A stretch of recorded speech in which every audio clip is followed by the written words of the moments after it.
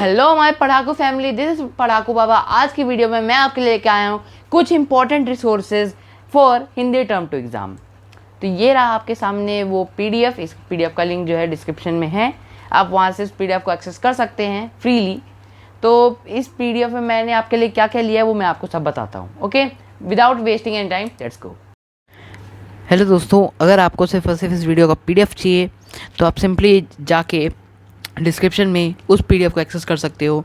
Video ज़्यादा लंबी है आई नो, तो अगर आपको एक्सप्लेनेशन देखनी है तो ठीक है, नहीं देखनी तो आप सिंपली जाके अपना टाइम वेस्ट मत करो, जाके पीडीएफ देख लो।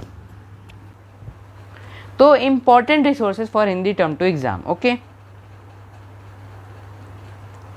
तो पहले हम देखेंगे कि इस वीडियो में हम क्या क्या पढ़ने वाले हैं।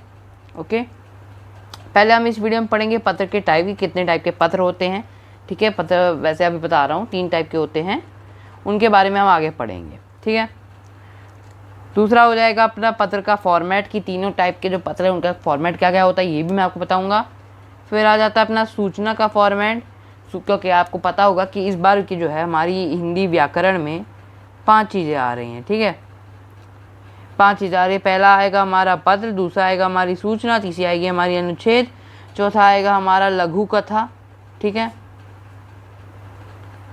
चौथी हो गई हमारी लघु कथा, और पांचवी हमारी हो जाएगी पांचवा हमारा हो जाएगा विज्ञापन। ठीक है, विज्ञापन आपको बनाना होगा। ये आपके है 5 राइटिंग सेक्शन में हिंदी में टॉपिक्स हैं। ठीक है, तो मैं आपको एक चीज़ बता दूं कि जो हिंदी है, इस बार का हिंदी का टर्म टू एग्ज़ाम है, उसमें व्याकरण तो है ही नहीं बिल्कुल, ग्रामर बिल्कुल भी नहीं है, क्योंकि ग्रामर सारी टर्म 1 में आ गई थी। टर्म 2 में जो है सिर्फ और सिर्फ ये राइटिंग सेक्शन हो जाएगा और आपका रीडर सेक्शन हो जाएगा। रीडर सेक्शन आपको पता है क्या करना है, बुक्स पढ़नी है, बुक में जो आपके इंपॉर्टेंट चीज़ें वो पढ़ने, क्वेश्चंस ट्राई करने हैं, जो आप सब सब्जेक्ट्स में आज तक करते आए हो। लिटरेचर में आपने इंग्लिश लिटरेचर में जो किया वही आपको हिंदी में करना है।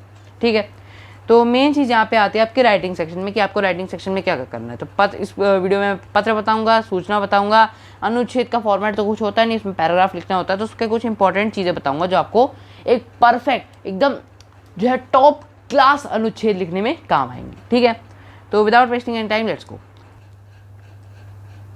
पहले हमारे आते कि पत्र के कितने टाइप होते हैं। ठीक है, पत्र के हमारे 3 टाइप होते हैं, जैसे मैंने आपको बताया। पहले होता है हमारा प्रार्थना पत्र, दूसरा होता है व्यावसायिक पत्र, और तीसरा होता है हमारा कार्यालयी पत्र। ठीक है, ये हमारे 3 तरह के पत्र होते हैं। तो प्रार्थना पत्र में क्या क्या चीज़ आती है? प्रार्थना पत्र में आता है जब भी हम किसी प्रधानाचार्य को या फिर किसी बड़ी अथॉरिटी को कुछ रिक्वेस्ट करते हैं, किसी भी प्रधानाचार्य या फिर बड़ा सपोज हमारे वार्ड का मिनिस्टर हो गया, उससे हम कुछ बोल रहे हैं, रिक्वेस्ट कर रहे हैं। ठीक है, जैसे कि हम उससे कुछ शिकायत कर रहे हैं, सुधार के लिए कुछ बोल रहे हैं कि हमारे यहाँ पार्क नहीं है, पार्क बनवा दो। मोस्टली प्रार्थना पत्र जो होता है प्रिंसिपल यानी प्रधानाचार्य को लिखने के लिए होता है। तो मैं उसके हिसाब से क्या क्या पॉइंट होंगे आपके लिए, अवकाश यानी कि छुट्टी चाहिए मेरे को, या फिर जो आवेदन यानी कोई रिक्वेस्ट कर रहे हैं कि ये चीज़ें करवा दो, ये कैंटीन खुलवा दो, साइंस की रोबोटिक्स लैब वगैरह बनवा दो, लाइक समझ रहे हो ना, कि आप कोई भी रिक्वेस्ट करोगे वो सब प्रार्थना पत्र में आता है। फिर आता है आपका व्यावसायिक पत्र, कि जो आप कभी भी व्यवसाय, नाम से पता चल रहा है आपके कि व्यावसायिक यानी कि व्यवसाय। ठीक है, यानी कि आप अपने काम के लिए, यानी कि जो आपको जॉब चाहिए, जो आप काम करोगे उसके लिए रिक्वेस्ट कर रहे हो। अभी आप किस किस से कर सकते हो? आप दुकानदार से कर सकते हो, है ना, दुकानदार से करोगे, प्रकाशक, व्यापारी, कंपनी, जिस भी कंपनी में आप काम करना चाहते हो उसको बोलोगे प्लीज़ मेरे को जॉब में रख लो, मेरी ये क्वालिफिकेशंस है, मैं ऐसा क्वालिटी है मेरे पास, मैं ये चीज़ें कर सकता हूँ, मेरी ये खासियत है। मतलब आपको अपने बारे में बताना अच्छी अच्छी चीज़ें। यही आप दुकानदार को भी बोलोगे, बस दुकानदार को थोड़ी कम चीज़ें बताओगे जो आप इंपॉर्टेंट होंगी उसके हिसाब से। ठीक है, तो ये सब आपका व्यावसायिक पत्र के अंदर आता है। फिर तीसरा हमारा पत्र हो जाता है कार्यालयी पत्र, यानी कि हम किसी कार्यालय में, यानी कि हम किसी ऑफिशियल लेटर जो होते हैं इंग्लिश में, वो आपका कार्यालय पत्र कहलाता है। कार्यालयी पत्र में आपका आता है डाक अधीक्षक को, यानी कि किसी पोस्ट ऑफिस में आप किसी मिनिस्टर बोल रहा हूँ, मैनेजर को आप कुछ चीज़ बता रहे हो, यानी कि मेरा लेटर आया नहीं है, मेरे को लेटर भेजना है, उस चीज़ के बारे में बात करनी है। समाचार पत्र के संपादक, यानी कि आपका जो है एडिटर, लेटर टू एडिटर आपने इंग्लिश में पढ़ा है। परिवहन विभाग यानी कि ट्रांसपोर्ट मिनिस्टर को आप कुछ कह रहे हो। ठीक है, तो ये सब आपके कार्यालयी पत्र में आ जाते हैं। तो पत्र के टाइप तो पढ़ लिया, अब इनके फॉर्मेट भी जल्दी से जल्दी देख लेते हैं। हाँ, एक चीज़ तो बताना भूल गया, इसका जो ये सारे मैं आपको चीज़ें बता रहा हूँ, इन सब का PDF जो है मेरे डिस्क्रिप्शन में है। डिस्क्रिप्शन में जाके आप सिंपली इस PDF को एक्सेस कर सकते हैं, बिल्कुल फ्री ऑफ कॉस्ट है, कोई पैसा नहीं लगेगा आपका और आपको बहुत ज़्यादा हेल्प करेगा हिंदी के एग्जाम में। ठीक है, लेट्स मूव ऑन। फिर आता है आपका प्रार्थना पत्र। सबसे पहले प्रार्थना पत्र का हम फॉर्मेट पढ़ेंगे। प्रार्थना पत्र के फॉर्मेट में आपको मैं एक चीज़ बताना चाहता हूँ कि जो पत्र के फॉर्मेट है, हो सकता है आपके टीचर ने कुछ और बताया हो। हाँ, टीचर से आप एक बार कंफर्म कर सकते हो कि ये फॉर्मेट सही है, आपका फॉर्मेट सही है।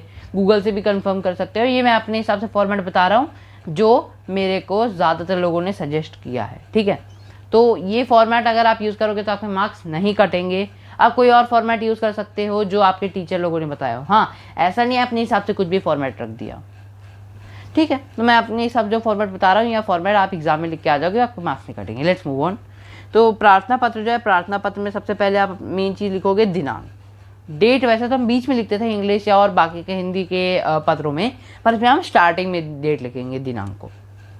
फिर सेवा में प्रधानाचार्य जी, स्कूल का नाम यानी कि विद्यालय, फिर अपना एड्रेस। दिल्ली आप लिखना चाहो तो लिख दो, नहीं तो जो एड्रेस लिखा है वो लिखना है। ठीक, तो आपको ये सब चीज़ें शुरुआत में आपको किसका अपना एड्रेस लिखना है या फिर अपने विद्यालय का नाम लिखना है। मैं यहाँ पे एक चीज़ बता रहा हूँ कि प्रधानाचार्य को हमने ये लेटर लिखा है, तो यहाँ पे आप प्रधानाचार्य का एड्रेस तो लिखोगे नहीं, है ना। जो आपका प्रधानाचार्य है उसका आप एड्रेस नहीं लिखोगे, आपको यहाँ पे सिर्फ और सिर्फ प्रधानाचार्य जी लिख देना है, दैट इज़ इट। अब उसके बाद मैंने यहाँ पे जो ये लाइन बना रखी दिल्ली के बाद, दैट मीन्स कि यहाँ पे एक लाइन छोड़नी है, यानी कि लीव अ लाइन गैप।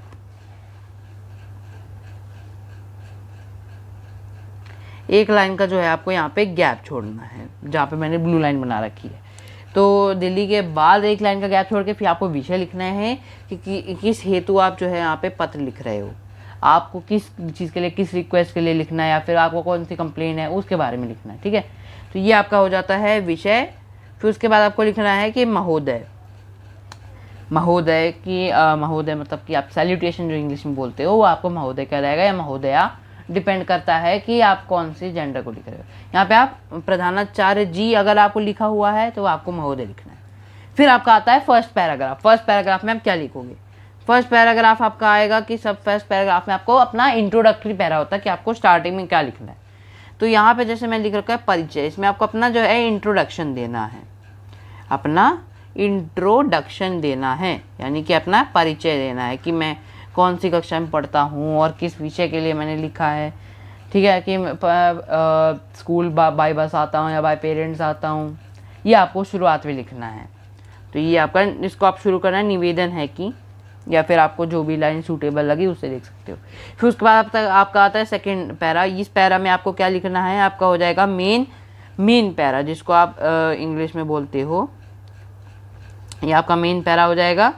इसमें आपको लिखना है कि आप किस चीज़ के लिए लेटर लिख रहे हो, आपको अपनी परेशानी, जितने भी आपकी दुख दर्द हैं आपके, जो आपको लेटर में दे रखे हैं, सारे दुख दर्द आपको इस पैराग्राफ में बिल्कुल घोल देने हैं। आपके दिल में जो भी है, आपको दिल में जो भी लग रहा है कि इस पैराग्राफ के रिगार्डिंग सूटेबल होगा, लिख दो। ज़्यादा बड़ा मत कर देना, जो आपको जितना आपको टाइम ज़रूरी है, जितने मार्क्स का आपका है, 5 मार्क्स का आएगा, तो आपको उस हिसाब से लिखना है। ज़्यादा बड़ा मत कर देना, ना ही ज़्यादा छोटा करना। फिर आता है आपका सबसे लास्ट में, जिसको हम इंग्लिश में बोलते हैं कंक्लूजन या फिर कंक्लूजन पैरा। ठीक है, तो आपका पहला आ जाएगा इंट्रोडक्शन, फिर आपका आ जाएगा यहाँ पे सेकेंडरी या फिर मेन पैरा, फिर उसके बाद आ जाएगा आपका कंक्लूजन। ठीक है, कंक्लूडिंग पैरा। फिर उसके बाद आपको एक लाइन का गैप देना है। फिर उसके बाद आपको लिखना है धन्यवाद, थैंक यू सो मच। आप लिखते थे ना इंग्लिश में थैंकिंग यू योर्स ओबीडियंटली, ऐसे करके, तो आपको हिंदी में लिखना है धन्यवाद। आपका आज्ञाकारी शिष्य या फिर आपकी आज्ञाकारी शिष्या, जो आपको नाम दे रखा हो। ठीक है, जैसे आपको दे रखा है ना ऋत्विक या रितिका स्लैश करके, तो आप अगर लड़के हो तो आपको ऋत्विक लिखना है, लड़की हो तो रितिका लिखना है। फिर उसके बाद आपको यहाँ पे लिख देना आपका आज्ञाकारी शिष्या। ये तो सब चीज़ आपको पता ही है, तो ये यहाँ पे आपको लिखना है। फिर उसके बाद क ख ग, अपना नाम नहीं लिखोगे जब तक आपको नाम गिवन नहीं है। कुछ क्या करते हैं लोग, अपना नाम लिखाते हैं, अपना नाम नहीं लिख के आना, ये गलत चीज़ होती है, क्योंकि आपका नाम जो है CBSE वालों को किसी को पता नहीं होता, ये नाम लिखना सही नहीं है। मैं कह रहा हूँ मत लिखना कभी भी, सब टीचर आपको बताते हैं। फिर उसके बाद आपको कक्षा 10 लिखना है, कक्षा तो लिख ही लोगे। ठीक है, ना ही आपको अपने यहाँ पे कोई विद्यालय का नाम लिखना है अनलेस आपको दे रखा हो ना ही आपको अपना नाम लिखना है अनलेस आपको दे रखा हो, ना ही आपको अपना डेट यहाँ पे अपने एड्रेस लिखना है अनलेस आपको दे रखा हो। दिल्ली लिख सकते हो क्योंकि दिल्ली जो है मोस्टली एग्जाम्स में दिया जाता है। जिस स्टेट से आप बिलोंग करते हो वहाँ का लिख सकते हो, बट यहाँ पे दिल्ली लिखना ओके है। ठीक है, तो ये आपका प्रार्थना पत्र का फॉर्मेट हो गया। इसका लिंक जो है मैंने डिस्क्रिप्शन में दे रखा है, फिर से बता रहा हूँ। अब बढ़ते हैं अपने नेक्स्ट पैराग्राफ की ओर, नेक्स्ट पत्र की ओर, जो कि हमारा हो जाता है शिकायती या फिर संपादकीय पत्र या फिर व्यावसायिक पत्र या फिर तो आपका ये बाकी जो दोनों पत्र मैंने आपको बताए थे कि कार्यालयी पत्र और व्यावसायिक पत्र, तो ये सारे पत्र जो हैं, ये सारे पत्र का सिर्फ एक फॉर्मेट होता है जो मैंने आपको यहाँ पे दे रखा है। प्रार्थना पत्र होता है वो प्रिंसिपल को लिखते हैं, इसलिए उसका फॉर्मेट अलग है। ठीक, तो अब आपका ये वाला फॉर्मेट आ जाता है। तो इसमें क्या करोगे, इसका फॉर्मेट डिफरेंट है। इसका फॉर्मेट इंग्लिश वाला जो फॉर्मेट था लेटर का उसके थोड़ा सिमिलर है। तो पहले आप अपने पहले दोनों उसमें लिखोगे लाइन्स में अपना जो एड्रेस है, ठीक है, इसमें आप लिखोगे एड्रेस। किसका एड्रेस? अपना एड्रेस।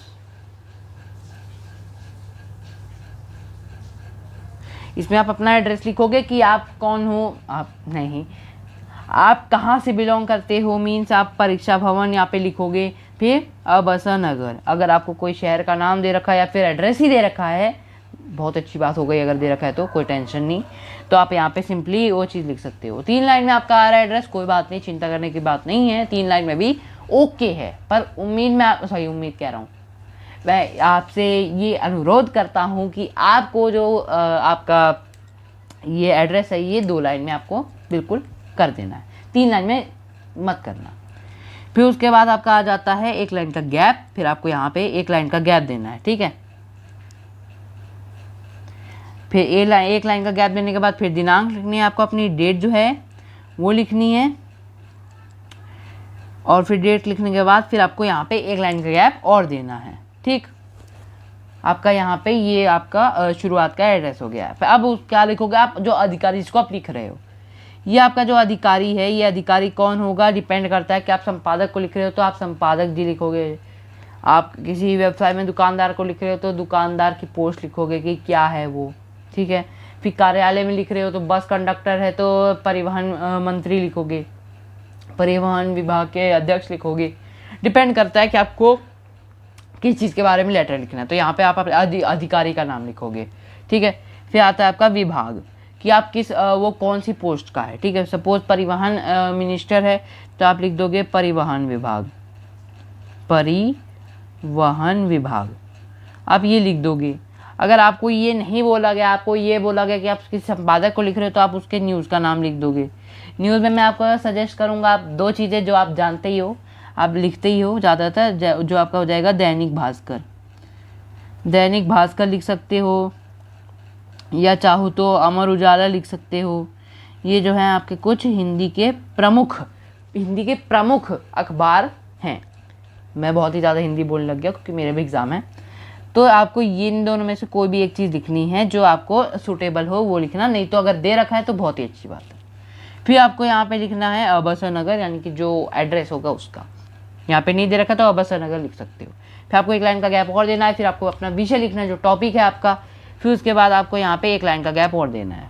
ये जो है 1 लाइन के गैप है आपको देने पड़ेंगे। आप चाहो तो, मैं आपको कह रहा हूँ, चाहो तो आप यहाँ महोदय के बाद एक पैराग्राफ 1 और महोदय के बीच में 1 लाइन का गैप छोड़ सकते हो, नीट एंड क्लीननेस के लिए, कि 1 लाइन के गैप से कोई मार्क्स नहीं काटता, बट नीटनेस के लिए ऐसा किया जाता है। कर सकते हो तो अच्छी बात है, नहीं करना तो मत करो, आपकी चॉइस है। ठीक, अब यहाँ पे हम संदर्भ में लिखेंगे या फिर संबंध में, यानी किस चीज़ के लिए हम लिख रहे हैं, ये यहाँ पे इसी के साथ आएगा। इसमें 1 लाइन का गैप आपको नहीं देना है। ठीक है, तो ये आपका इसी के साथ आएगा जो आपका विषय है। फिर आप महोदय लिखोगे, फिर महोदय के बाद आप अपने पैराग्राफ शुरू करोगे। पैराग्राफ परिचय, मैंने आपको बताया था ये पैराग्राफ क्या हो जाएगा आपका, इंट्रोडक्टरी पैरा, आप या फिर इंट्रोडक्टरी पैरा जो आता है आपका पहला, आपको इसमें अपने बारे में बताना है कि आपका नाम क्या है, आप कौन सी कक्षा में पढ़ते हो, आप किस लिए, मतलब कि आप सपोज आपको किसी कंपनी में आपने ये लिखा है, व्यावसायिक पत्र लिख रहे हो तो आपको लिखना है कि मैंने यहाँ से इस अखबार में पढ़ा था ये चीज़, या फिर आपका अखबार बहुत ही फेमस है तो मैं आपके अखबार में ये चीज़ डालना चाहता हूँ। टॉपिक के बारे में लिखना है, ठीक है। फिर उसके बाद आपका आ जाएगा पैराग्राफ 2, यानी कि आपका जो हो जाएगा यहाँ पे मेन पैराग्राफ या फिर मेन बॉडी, आप ये लिख सकते हो। आपका यहाँ पे हो जाएगा समस्या का उल्लेख, यानी पत्र लिखने का कारण, आप क्यों पत्र लिखना चाहते हो, आपकी वजह क्या है, मेन चीज़ आपको यहाँ पे घोल देना है इसमें पैराग्राफ में। फिर उसके बाद आपका आ जाएगा समापन, यानी कि आशा करते हैं कि आप इस उचित टॉपिक पर कार्यवाही करेंगे, इस पर उचित कार्यवाही करेंगे। तो आपको ये लाइन जो है, आप लिटरली ये लाइन को एज टू एज कॉपी कर सकते हो, कोई आगे मार्क्स नहीं काटेगा, ठीक है। नहीं तो आप अपनी साइड से लाइन लिख दोगे तो भी ठीक है। फिर उसके बाद आपको एक लाइन का क्या देता है, धन्यवाद, thank you so much, thanking you. फिर आप भव दिए, फिर उसके बाद अपना नाम लिखना है, अगर दे रखा हो तब लिखना है, नहीं तो काका लिख दोगे तो चलेगा नहीं दौड़ेगा, ठीक है। तो ये आपके हो गए पत्र के जितने भी फॉर्मेट थे, मैंने आपको सारे फॉर्मेट बता दिए। अब इसके बाद आता है अपना नेक्स्ट फॉर्मेट, जो कि हमारा हो जाता है सूचना लेखन का फॉर्मेट, ठीक है। सूचना लेखन का फॉर्मेट जैसे आप देख पा रहे हो यहाँ पे, ऐसा ही फॉर्मेट आपको लिख के आना है, ठीक है। पहले आपको अपनी संस्था का नाम लिखना है, फिर स्कूल का नाम लिखना है कि आप सपोज किस स्कूल में पढ़ते हो, आप अब स्कूल में पढ़ते हो, अगर आपको नहीं दिया नाम तो अब केंद्रीय विद्यालय लिख सकते हो, अब स्कूल लिख सकते हो, जो आपको दे रखा हो वो लिखना है, ठीक है। फिर आपको सूचना लिखनी है, सूचना लिखने का मतलब है कि सूचना शब्द लिखना है। फिर आपको क्या करना है, एक लाइन का गैप देके दिनांक लिखनी है, डेट। आप ध्यान रखना कि सूचना और संस्था का नाम या फिर स्कूल का नाम आपको ये मिड में लिखना है, ठीक है। ये आपका पार्ट जो होगा ये आपका मिड में होगा। दिनांक है ये आपका लेफ्ट साइड में होगा शीट के, मैं जिस हिसाब से पढ़ रहा हूँ उस हिसाब से मेरे लिए लेफ्ट साइड है, तो मैं लेफ्ट साइड में लिखूँगा। सूचना ऊपर लिखेंगे हम सबसे बीच में। फिर उसके बाद आपका विषय शीर्षक, यानी किस लिए लिख रहे हो, सपोज आप किस लिए लिख रहे हो कि स्पोर्ट्स प्रतियोगिता है, स्पोर्ट्स डे होता है उसकी प्रतियोगिता है, या फिर चेस प्रतियोगिता है, या फिर डांस क्लासेस आपका स्कूल जो है वो शुरू कर रहा है, समर कैंप शुरू कर रहा है, तो जो है आप ये चीज़ आप यहाँ पे लिखोगे बीच में, मैंने जैसे बताया आपको ये बीच में लिखनी है। फिर हो जाता है आपका विषय विस्तार, यानी कि आपको अपना जो मेन टॉपिक है वो यहाँ पे लिखना है, विषय विस्तार शब्द नहीं लिखना, ये आपको पूरा जो है टॉपिक यहाँ पे लिखना है। टॉपिक का शुरुआत जो है आपको इस तरीके से करनी है, जो मैंने यहाँ पे साइड में लिख रखा है, ये पॉइंट भी इम्पोर्टेंट है कि सभी विद्यार्थियों को सूचित किया जाता है कि आपके विद्यालय में डांस प्रतियोगिता आरंभ की जा रही है। एग्जाम्पल दे रहा हूँ, सभी विद्यार्थियों को, अगर आप स्कूल के बारे में लिख रहे हो, स्कूल का नाम है, संस्था का नाम है, तो सभी लोगों, अगर आप सोसाइटी की बात करें, सभी लोगों को सूचित किया जाता है, ठीक है। तो आपको उस हिसाब से लिखना है। शुरुआत में आप लिखना है सभी विद्यार्थियों को सूचित किया जाता है, सभी लोगों को सूचित किया जाता है कि आप, फिर उसके बाद अपना टॉपिक जो है वो लिख देना। फिर उसके बाद आपको डिटेल पता ही है। एक चीज़ मैं आपको बता रहा हूँ कि जो आपकी सूचना है इसको प्रिसाइज रखना। प्रिसाइज रखने से मतलब है कि ज़्यादा से ज़्यादा 4 लाइन मैक्स, 4 या 5 लाइन मैक्स, इससे ज़्यादा मत बढ़ना आगे, क्योंकि आपको प्रिसाइज रखना है, आपको मेन चीज़ बतानी है जो है। कभी आपने देखा कि नोटिस में पूरा आपको लिखा गया हो कि आप अगर ज्वाइन करोगे तो आपको ये फ़ायदा होगा, ये फ़ायदा, कभी नहीं लिखा रहता। नोटिस का मतलब है कि आपको बस इन्फॉर्मेशन मिल जाए। लेटर की तरह नहीं होता कि लेटर में बड़ा चढ़ा के लिख देना है, नहीं, इसमें बड़ा चढ़ा के नहीं लिखना है, इसमें आपको कंसाइज रखना है, प्रिसाइज रखना है। आपको अपना जो आंसर है उसको लिमिटेड रखना है, क्योंकि जैसा आपका हिंदी का सैंपल पेपर आया था सीबीएसई के द्वारा, तो उसमें क्या था कि 2.5 मार्क्स का एक जो ये सूचना है 2.5 मार्क्स की थी, 2.5 मार्क्स, यानी कि 2 सूचनाएं आपके आएंगे, आपको दोनों की दोनों करनी पड़ेंगी। तो अगर आप एक ही सूचना में सपोज 10-15 मिनट लगा दोगे तो आप फिर दोनों सूचनाएं कैसे कर पाओगे? दोनों सूचना में आपका फिर आधा घंटा लग जाएगा, फिर तो आपका 1/4 टाइम तो गया, कैसे कर पाओगे? इसलिए कह रहा हूँ कि सूचना में ज़्यादा टाइम वेस्ट नहीं करना है। आपको सूचना को क्या करना है, जल्दी से जल्दी करना है, जितना जल्दी हो सके उतना जल्दी कर देना सूचना को, क्योंकि सूचना टाइम आपका कंज्यूम कर सकती है, ठीक है। और सूचना की वेटेज भी उतनी नहीं है जितनी उसकी होनी चाहिए, ठीक है। फिर आपको यहाँ पे एक लाइन का गैप देना है। आप जैसे जानते हो यहाँ पे आपका एक लाइन का गैप होगा, यहाँ पे आपका एक लाइन का गैप होगा, यहाँ पे एक लाइन का गैप होगा, ठीक है। तो ये आपकी नॉर्मल चीज़ें हो गई जो सूचना में आप लिखोगे। फिर उसके बाद आपकी सूचना लिखने वाले का हस्ताक्षर, आपको यहाँ पे साइन कर सकते हो, करने को बोला है तो कर देना आप। फिर यहाँ पे सूचना लिखने के बाद आप लिख देना अपना नाम अगर दिया है तो ठीक है, नहीं दिया है तो आप काका लिख देना। फिर पद लिख देना सचिव, अगर दिया है तो सचिव, नहीं दिया है तो आपको यहाँ पे कुछ भी मत लिखना, ठीक है। आपका ये हो गया। अब यहाँ पे सूचना में मैंने लिखा है कि जब संस्था का नाम ना दिया हो तो आबा सही लिखना है, या काका लिख दो, या चाचा लिख दो, ठीक है, टाटा लिख दो, समझ रहे ना। आपको संस्था का नाम फिर नहीं लिखना है। फिर आपका विषय विस्तार, यानी कि विषय आपको कैसे लिखना है, ये आपका सूचना लेखन हो गया। अब नेक्स्ट आता है अपना अनुच्छेद की महत्वपूर्ण बातें। अनुच्छेद का आप जानते हो कोई फॉर्मेट होता नहीं है, तो अनुच्छेद में हम कैसे लिखेंगे फिर जब अनुच्छेद का कोई फॉर्मेट ही नहीं होता। तो अनुच्छेद को आपको अपने हिसाब से लिखना है, पर उसमें कुछ इंपॉर्टेंट चीज़ें रहती है जो आपको ज़रूरी है, नोट करने लायक है। तो उसमें पहली चीज़ होगी कि शुरुआत में विषय जरूर लिखें। मीन सपोज आप शुरू करें, आपको बोल रखा है कि दूरदर्शन, तो आपको शुरुआत में लिख देना है दूरदर्शन, ठीक है, आपको ये लिख देना है शुरुआत में। अंडरलाइन बेशक मत करना, यहाँ पे दूरदर्शन के बाद एक लाइन का गैप छोड़ के फिर आप अपना कंटेंट लिख सकते हो, अनुच्छेद लिख सकते हो, पर आपको विषय जरूर लिखना है। विषय ना लिखोगे हो सकता है कुछ लोग मार्क्स ना काटे, बट मेरे हिसाब से आपको लिखना ज़रूरी है। इसी का तो बंदे को जो है टॉपिक और अच्छे से क्लियर हो जाता है, अच्छा इंप्रेशन आपका एग्जामिनर के ऊपर चढ़ता है। फिर आपका दूसरा हो जाएगा कि आपको व्याकरण में बहुत ज़्यादा अच्छे ध्यान देना है। व्याकरण से मैं मतलब है व्याकरण तो आ ही नहीं रही है। व्याकरण का में ज़्यादा ध्यान देने से मेरा ये मतलब है कि आपको अपनी ग्रामेटिकल मिस्टेक्स नहीं करनी। हिंदी में क्या होता है कि बंदा ग्रामेटिकल मिस्टेक्स के चक्कर में आप उसके मार्क्स कट जाते हैं। हिंदी में इसलिए कई लोगों के फुल आते हैं क्योंकि ग्रामेटिकल मिस्टेक हो जाती हैं। आता भले ही सब हो, ग्रामेटिकल मिस्टेक हो गई तो मार्क्स तो कटेंगे। 3-4 ग्रामेटिकल मिस्टेक हो गई तो वहाँ पे 1 मार्क्स गया, आधा मार्क्स गया, डिपेंड करता है कितने मार्क्स काटे बंदा, है ना। तो इसलिए आपको ग्रामेटिकल मिस्टेक्स पे ध्यान देना है। आपको पहले ही घर से प्रैक्टिस करके जाना है, इतनी कि ग्रामेटिकल मिस्टेक हो ही ना वहाँ पे। मैं इतना फास्ट क्यों बोल रहा हूँ। हाँ स्पीच गोज ब्रर। तो शब्दों पे ध्यान दे, तीसरी चीज़ हो गई, शब्दों पे आपको ध्यान देना है कि जो भी आप लिख रहे हो उसका मीनिंग हो। ऐसा नहीं कि आपने ऐसी चीज़ लिख दी जो जिसका मीनिंग ही नहीं बन रहा, ठीक। आपको शब्दों के व्याकरण में ध्यान देना है, शब्दों में ध्यान देना है। फिर आपकी चौथी चीज़ हो जाएगी विषय से बाहर ना जाए। मैंने ये गलती अपने प्री बोर्ड एग्ज़ाम में करी थी कि क्वेश्चन पूछ रखा था कि आप दूरदर्शन कुछ फ़ायदे बताएं। मैं पता नहीं एंड में, जब मेरे पास एंड में टाइम कम बचा था, मैं मोबाइल फ़ोन के बारे में क्यों लिख गया। खत्म, बाय बाय, टाटा, गुड बाय, गया। ठीक है, तो आपको ये गलती नहीं करनी है क्योंकि सीबीएसई वाले आपको बिल्कुल भी मार्क्स नहीं देंगे, उसके लिए उल्टा मार्क्स और काट लेंगे। 5 मार्क्स का तो हो सकता है आपको, सही 6 का है तो 2 मिल जाए, 3 मिल जाए। आपको ये नहीं करना है।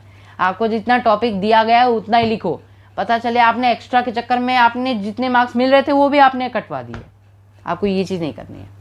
फिर आपको आपने लिखना है उदाहरण देना ना भूलें। आप सपोज समय का सदुपयोग के बारे में है तो आपको ध्यान रखना है कि आप महात्मा गांधी, जवाहरलाल नेहरू का एग्जाम्पल दो, भले ही आप खुद समय का सदुपयोग ना करते हो, ठीक है। तो आपको पूरा टाइम का ध्यान देना है। आप हाँ, टाइम का असली में ध्यान देना है। इस बार समय का सदुपयोग करना है आपको जल्दी जल्दी एग्जाम करना है, ठीक है। फिर आपका हो जाएगा एक पॉइंट है कि प्रश्न में दी गए हिंट का सदुपयोग करें। हिंट, ठीक है, मैंने आप इंग्लिश का शब्द यूज़ कर दिया, वाओ। तो जो आपको हिंट का उपयोग करना है, यानी कि जो आपका हिंट है, हिंट आपको दिए गए रहते हैं ना कि आपको क्या, फॉर एग्जांपल दूरदर्शन के बारे में तो उसके फ़ायदे बताने हैं, उसके नुकसान बताने हैं, आप किस तरीके से उसको इम्प्रूव कर सकते हैं ये बताना है, ठीक है। अगर ये चीज़ पूछ रखी है तो आपको क्या करना है कि आपको उस हिंट का बिल्कुल उपयोग करना है, उसी के हिसाब से चलना है और अच्छे से आपका जो है अनुच्छेद वो बन पाएगा। फिर है अंत में एक महत्वपूर्ण शिक्षा दें। मीन्स फॉर एग्जांपल अगर आपका समय का सदुपयोग जैसे मैंने बताया उसके बारे में है, या फिर इसके बारे में कि विज्ञान किस तरीके से हमारे लिए फ़ायदेमंद है, हमारे लिए नुकसानदेह है, तो आपको एंड में लिखना है। मतलब अलग से नहीं लिखना कि विषय ये, आपको पैराग्राफ के अंदर ही लिखना है, अनुच्छेद के अंदर ही लिखना है कि यह समय का कुछ भी हो लेकिन दूरदर्शन जो है उसको हमें इतने टाइम के लिए देखना चाहिए, इतने समय के अनुसार देखना चाहिए जिस हिसाब से हमारी आंखों पर भी दुष्प्रभाव ना पड़े और साथ ही साथ हमारी जो आदतें हैं वो भी उनमें सुधार, हमारा जो हमारा दिमाग है उसकी जो प्रतिष्ठा है उसमें और ज़्यादा बल हो। तो ये आपको ये सब चीज़ें जो है बहुत ही इंपॉर्टेंट पॉइंट्स हैं। इसका पीडीएफ अगेन मैं बता रहा हूँ, मैं बार बार बता रहा हूँ, लिंक इसका डिस्क्रिप्शन में है, वहाँ से आप इसको यूटिलाइज कर सकते हो।